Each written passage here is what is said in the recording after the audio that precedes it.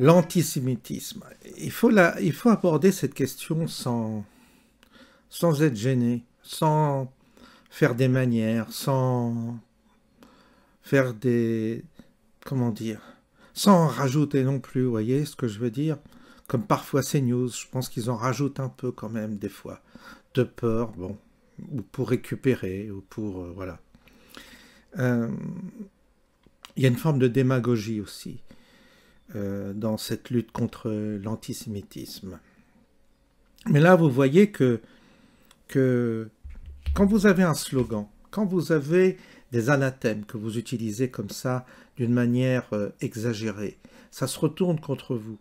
Si vous criez au racisme comme ça a été fait, vous fabriquez du racisme finalement. C'est-à-dire que là où on pensait même pas raciste, on finit par être imbibé et presque agacé par cet anathème de racisme. Et du coup, vous fabriquez du racisme. Parce que vous dites, cette victimisation, cette complainte qu'on entend systématiquement à propos de tout, quand vous usez d'un terme comme ça, d'un anathème, pardon, d'une manière exagérée, voire démagogique, vous fabriquez l'inverse, c'est-à-dire vous créez du racisme. C'est ce qui s'est passé avec les mouvements antiracistes.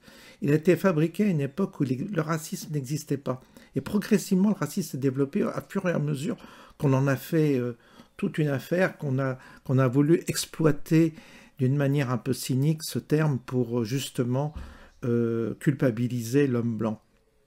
Eh bien, l'antisémitisme, ça a été pareil. Ça a été exagérément utilisé vis-à-vis de personnes qui étaient plutôt à droite, et ça a été usé, archi-usé à propos de tout. Il y a je ne sais pas combien de procès, etc. Et donc, du coup, ça affaiblit évidemment l'anathème en question, ça l'affaiblit si vous en rajoutez, si vous exagérez. Et du coup, c'est comme une rente, vous savez, vous vivez sur une rente victimaire, et les Maghrébins, les Africains vivent de cette rente victimaire, et les Juifs ont aussi vécu d'une certaine manière de cette rente victimaire, en imaginant qu'il suffisait de brandir antisémite, et on vous laissait tout ce que vous vouliez, on ne pouvait pas s'opposer à un Juif, ni à ce que disait un Juif parce que vous étiez antisémite. Et à force d'avoir usé et archi-usé de cette terminologie, aujourd'hui c'est le boomerang.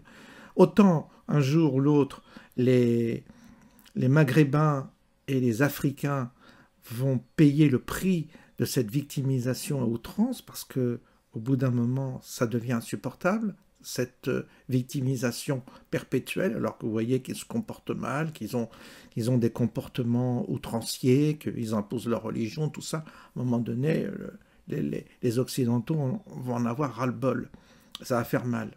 Eh bien, c'est pareil pour les Juifs.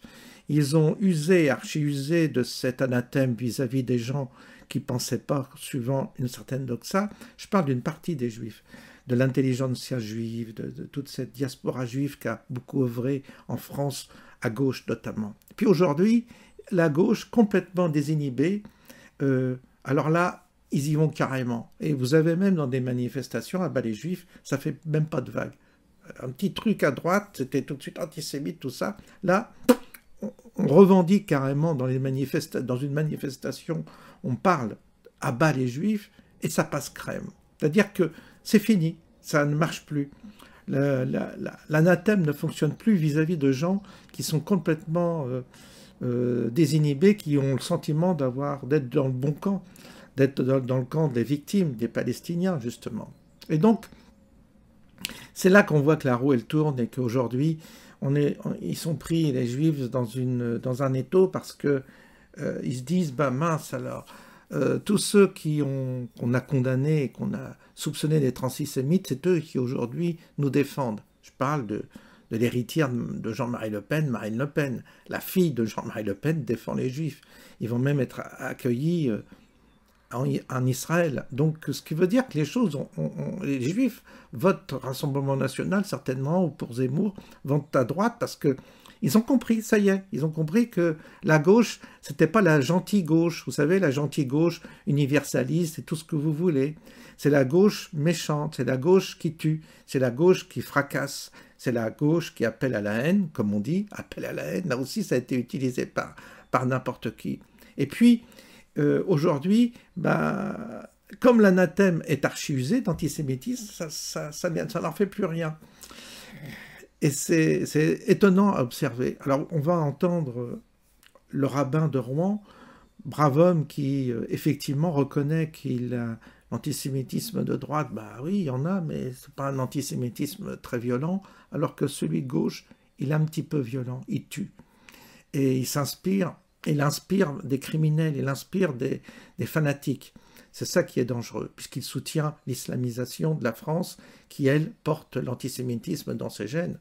Et ça, ils ne l'ont pas vu arriver, certains. Et voilà ce que dit le rabbin de Rouen à propos donc de l'antisémitisme à gauche, et on va l'écouter. Quelle est la différence entre antisémitisme d'extrême droite et antisémitisme d'extrême gauche? J'essaye d'éviter de rentrer dans la politique. Je sais bien, sauf que ça devient un enjeu aujourd'hui, il y a un sujet de discussion. Oui. L'antisémitisme de l'extrême gauche, en tous les cas, il est très virulent. C'est de lui qu'on a plus le peur dans la communauté. Voilà. L'antisémitisme de l'extrême droite, on n'entend pas. C'était dans les années 80-90, c'est plus le cas actuellement. Enfin, d'une façon, on va dire, dévoilée. Mais voilà.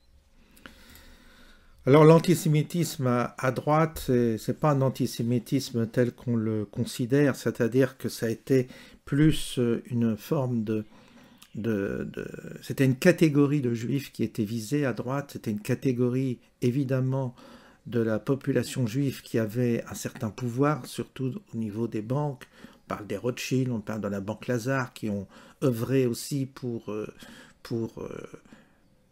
influencer certaines options géostratégiques et qui sont intervenues au niveau mondial dans des pays pour les faire basculer dans le sens où ça les arrangeait. Donc effectivement, la droite avait repéré ça. Vous avez une droite qui a... Mais ce n'était pas l'antisémitisme, ce n'était pas la globalisation des juifs. Et à l'intérieur même de la communauté, ce qu'on appelle la communauté juive, vous avez des avis différents, vous aviez des opinions différentes, et vous aviez des courants très différents.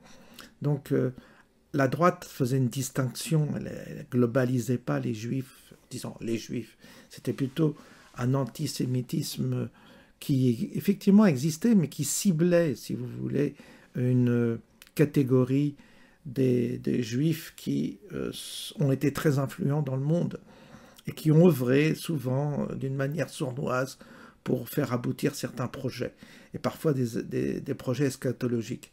C'est en cela que la droite était, comme on peut dire, une certaine partie de la droite était antisémite. Mais à gauche, c'est plus dur, c'est globalisant, ils généralisent à gauche. À gauche, ils vont très très loin, parce que là, ça bascule dans une forme de fanatisme, parce que la gauche est actuellement islamisée, et l'islam ne fait pas de détails. Vous lisez le Coran, les juifs passent à la casserole, de toute façon. C'est des infidèles, comme les chrétiens. Pas de problème, le Dieu du Coran, il est intraitable avec les mécréants. Donc voilà un peu ce que je peux dire sur la question. Je pourrais en dire beaucoup, parce que c'est vrai que, par exemple, pour les Gilets jaunes, pour détruire le mouvement, on a dit qu'ils étaient antisémites, ce qui est une connerie monumentale. On a dit qu'ils étaient homophobes aussi, ce qui est une connerie monumentale. Mais on a essayé d'utiliser ce narratif et cet anathème pour essayer de descendre le mouvement. Et du coup, je voyais parfois certains juifs dans les rues de Paris, dans certains beaux quartiers, insulter les Gilets jaunes en pensant qu'ils étaient leurs ennemis. Non, les Gilets jaunes n'en ont rien à foutre des juifs, ils n'étaient pas du tout concernés, parce que vous aviez aussi une instrumentalisation qui était faite à l'époque que je n'ai pas oubliée. Et je n'ai pas non plus oublié quand on traversait le 16e, quand on traversait certains beaux quartiers de Paris, on se faisait insulter par des juifs. Je l'ai vu, je l'ai vécu. Donc vous voyez que que c'est complexe tout ça. Mais il faut appeler un chat un chat. Il ne faut pas non plus se cacher derrière les mots. Il ne faut pas avoir peur. Alors là, aujourd'hui, vous avez le président du CRIF qui fait la fine bouche toujours avec le Rassemblement National qui en rajoute et en rajoute sur l'antisémitisme et qui essaie de tirer sur la corde pour essayer de se racheter d'éventuelles fautes du passé. Là aussi, il y a une stratégie à ce moment du Rassemblement National qui joue la carpette avec le régime israélien. Je ne suis pas sûr que ce soit si intelligent de leur part de faire ça. Parce que, quoi qu'ils fassent, de toute façon, le CRIF et compagnie, jamais ils ne les adouberont. Jamais. Jamais. Il faudrait, je ne sais pas ce qu'il faudrait faire, il faudrait vivre à plat ventre tout le temps devant eux pour que vous ayez leur absolution. Alors qu'ils aillent se faire chier, il faut les envoyer chier, ces présidents du CRIF et tout ça. C'est des bons à rien, ils ont œuvré contre la France et ils ont été pinailleurs avec certains opposants des régimes qui leur ont servi la soupe. Eh bien, aujourd'hui, ces gens-là, il ne faut pas les plaindre. Le CRIF, basta. Il ne faut pas les prendre au sérieux. C'est donneur de leçons et de morale. Là aussi, il faut savoir discerner aussi. Je vous souhaite une bonne journée et je vous dis à bientôt.